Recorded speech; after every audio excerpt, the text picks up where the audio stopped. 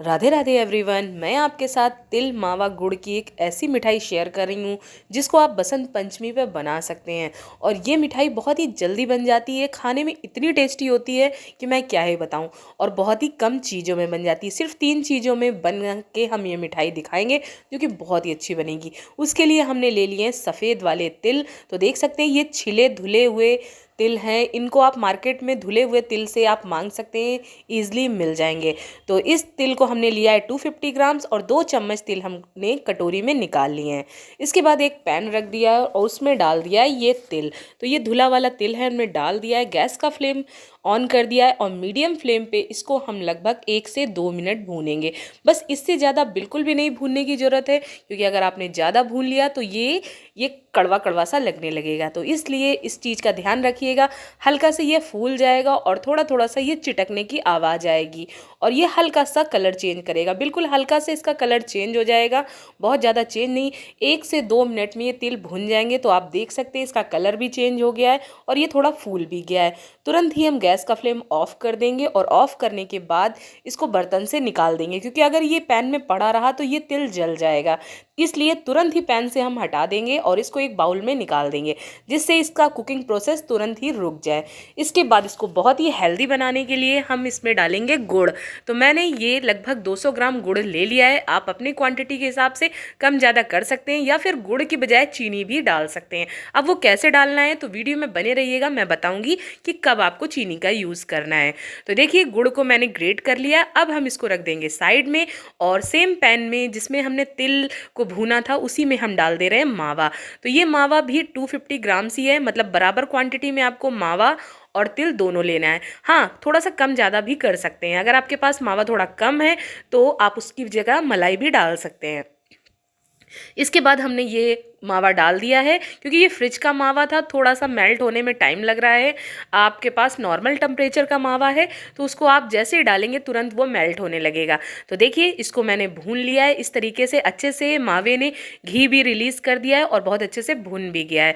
तो थोड़ा सा ये ज़्यादा सा भुन गया है, क्योंकि इसको मैंने पहले भी भूना था एक रेसिपी के लिए। तो ये देखिए मैंने अच्छे से भून लिया है। भूनने के बाद जो गुड़ को मैंने क्रश करके रखा था वो गुड़ हमने इसमें डाल दिया है।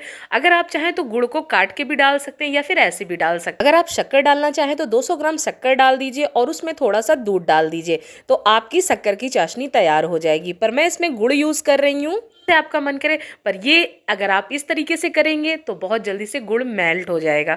तो देखिए मैंने इसमें ये डाल दिया गुड़। इसके बाद फ्लेवर के लिए हमने डाल दिया इलायची पाउडर।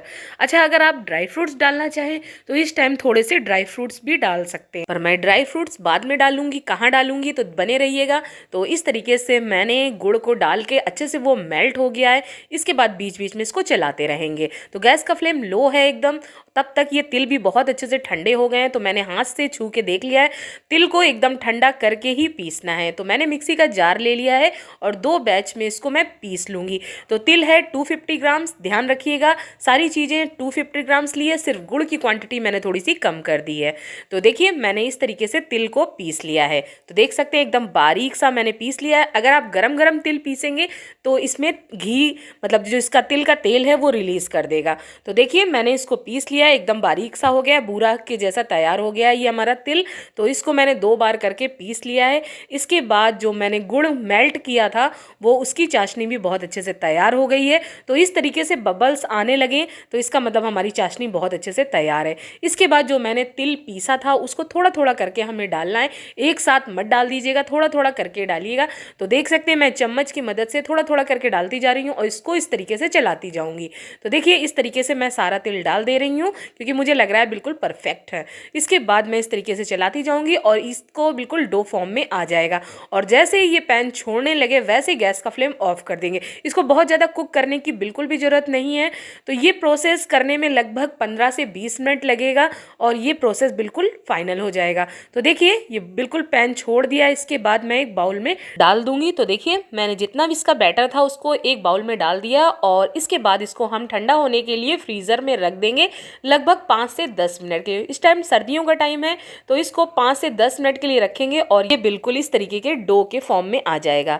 तो देख सकते हैं मैंने चम्मच की मदद से इसको किया है, तो ये काफ़ी हार्ड हो गया, तो मैंने इसको हाथ की मदद से एक डो फॉर्म में आ गया है। तो इसको बहुत अच्छे से इस तरीके से मलते हुए इसका एक डो सॉफ्ट सा तैयार कर लिया है। तो इस तरीके से आप करेंगे बहुत ही सॉफ्ट सा डो तैयार हो जाएगा। तो देखिए ये अच्छा सा चिकना सा डो तैयार हो गया। इसके बाद मैंने ले लिया है बटर पेपर। तो आपके घर में बटर पेपर ना हो तो सिल्वर फॉइल हो तो वो भी ले सकते हैं, जो हो आपके पास तो वो आप ले लीजिए। इस तरीके से बिछा लीजिए और इसके बाद इसमें लगाइए देसी घी। देसी घी का यूज़ कीजिएगा, किसी तेल का यूज़ मत कीजिएगा, क्योंकि हम मिठाई बना रहे हैं तो देसी घी का ही यूज़ कीजिएगा। तो देसी घी को बहुत अच्छे से अप्लाई कर लिया। इसके बाद जो सफ़ेद तिल हमने निकाले थे वो हमें डाल देने हैं। तो अब मैंने चम्मच की मदद से इस तरीके से डाल दिए हैं। तो ये थोड़ा सा ज़्यादा ही डालिएगा, क्योंकि जो हम ये मिठाई तैयार कर रहे हैं वो उसमें अच्छे से तिल होंगे, दिखेंगे तो ही अच्छा लगता है, बहुत ही बढ़िया लगता है। तो इस तरीके से मैंने तिल डाल दिए हैं। इसके बाद जो हमने डो तैयार किया था तिल, मावा और गुड़ का, उसको हमने इस तरीके से एक पेड़ा तैयार कर लिया था। और पेड़ा तैयार करने के बाद बेलन की मदद से आसानी से इसको हम बेलेंगे। तो देखिए एकदम इस तरीके से पतला सा रोल तैयार कर लिया, मतलब बेल लिया एक बहुत बड़ा सा पापड़। इसके बाद मैंने ये चॉप किए थे बादाम और काजू। आप चाहो तो पिस्ता भी इसमें ज़्यादा सा डाल सकते हो। मैं इसमें पिस्ता थोड़ा डाल रही हूँ, ज़्यादा नहीं, क्योंकि मेरे पास था कम, इसलिए मैंने थोड़ा सा कम डाला है। वैसे इस टाइम आप काजू बादाम चाहो तो आप बड़े बड़े भी डाल सकते हो। मैंने बारीक से मतलब काटे हैं इस तरीके से, क्योंकि किसी के मुंह में ज़्यादा ना आए इसलिए, क्योंकि मेरे बेटे को थोड़ा सा कम पसंद है। और थोड़ा सा हमने इसमें सफ़ेद तिल भी डाल दिया है। और तिल डालने के बाद इस तरीके से हमें रोल तैयार कर लेना है।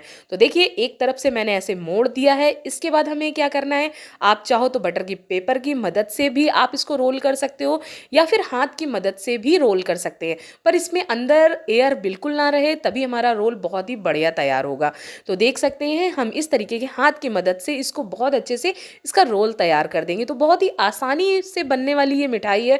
और जो ये तिल हैं थोड़े से छूट रहे हैं, इसको भी हमने अच्छे से लगा दिया है। इसके बाद साइड से हमने अच्छे से चिपका दिया है, जिसमें ये रोल बिल्कुल भी खुले ना। इसके बाद ये रोल काफ़ी मोटा लग रहा है, इसलिए हम हाथ की मदद से इस तरीके से इसको पतला कर लेंगे।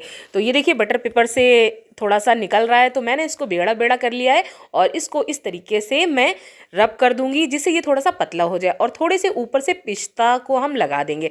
पिस्ता आप थोड़ी ज़्यादा क्वांटिटी में लगा सकते हैं, क्योंकि मेरे पास कम था इसलिए मैंने थोड़ी सी कम क्वांटिटी में लगाया है। तो पिस्ता लगाने से क्या होगा, बहुत ही अच्छा लगेगा। आप मार्केट में जब ये रोल लेने जाते हैं तो बहुत ही ज़्यादा कास्टली मिलता है, और ऊपर से पिस्ता और थोड़े से गुलाब की पंखुड़ी लगी रहती है। मेरे पास गुलाब की पंखुड़ी नहीं थी, इसलिए मैंने सिर्फ पिस्ता ही लगाया है। तो ये देखिए मैंने इस तरीके से इसका रोल तैयार कर लिया है। काफ़ी ये रोल बड़ा है, इसलिए मैंने इसको बीच से कट कर लिया है। अब कट करने के बाद हमें क्या करना है, कट करने के बाद हम इस तरीके से बटर पेपर में रख देंगे। आप चाहें तो दूसरे बटर पेपर में इसको बहुत अच्छे से चिपका सकते हैं, बहुत अच्छे से कवर कर सकते हैं। तो पर मैंने सेम बटर पेपर से इस तरीके से कवर कर दिया है। अब हम इसको फ्रिज में रख देंगे लगभग 15 मिनट के लिए। आप फ्रीज़र में रखते हैं तो 15 या सिर्फ 5 मिनट के लिए रखेंगे और ये मिठाई बनके तैयार हो जाएगी। तो मैंने सिर्फ 5 मिनट के लिए रखा था फ्रीजर में, तो ये मिठाई बनके तैयार हो गई, बहुत ही बढ़िया सेट हो गई है। इसके बाद हमें इसकी करनी है कटिंग। तो देखिए बहुत ही सिंपल सी मिठाई है, पर इतनी टेस्टी है, इतनी बढ़िया है कि आपके घर में छोटा मोटा फंक्शन हो या फिर आप कभी भी ये मिठाई बना सकते हो, छोटी मोटी किटी पार्टी हो तो भी बना सकते हो। इतनी टेस्टी बनती है कि कोई समझ ही नहीं पाएगा कि हमने इसको बनाया कैसे। और बहुत ही ज़्यादा हेल्दी भी, क्योंकि इसमें तिल, गुड़, मावा ही डाला है, बहुत ज़्यादा चीज़ें नहीं डाली हैं। तो इस तरीके की चाकू की मदद से आप इसको कट कर लीजिए, तो ये मिठाई बनके तैयार हो गई। इस मिठाई को बोलते हैं तिल मावा रोल, जो कि बहुत ही ज़्यादा टेस्टी होती है। आप मार्केट से अच्छी अपने घर पे तैयार कर सकते हो और बहुत ही कम समय में। आपको इस पूरी मिठाई को बनाने में लगभग 15 से 20 मिनट ही लगेगा, बहुत ज़्यादा समय नहीं लगने वाला है। ज़्यादा से ज़्यादा आपको 20 से 25 मिनट भी लग सकते हैं अगर आप बिगनर्स हैं। तो ये मिठाई हमारी बनके तैयार हो गई है। अगर आप इसको बाहर रखते हैं तो लगभग ये 15 दिन चल जाएगी, क्योंकि इस टाइम सर्दियों का टाइम है। अगर गर्मियां हैं तो आप इसको फ्रिज में लगभग 2 महीने तक स्टोर कर सकते हैं, बिल्कुल भी ख़राब नहीं होगी और इतनी टेस्टी है। तो इस तरीके की मिठाई इस बसंत पंचमी जरूर बनाइए, माता सरस्वती को भोग लगाइए, बहुत ही टेस्टी बनती है। अपने बच्चों को खिलाइए और बहुत ही मज़ेदार मिठाई घर पे ही बना सकते हैं और बिल्कुल भी ख़राब नहीं होगी। 2 महीने तक एंजॉय कर सकते हैं। जब भी आपका कुछ मीठा खाने का मन करे तो इस तरीके की हेल्दी रेसिपी जरूर बनाइएगा और मेरे चैनल को सब्सक्राइब जरूर कीजिएगा। तो मिलते हैं अगली रेसिपी के साथ, तब तक के लिए take care, bye bye, thank you.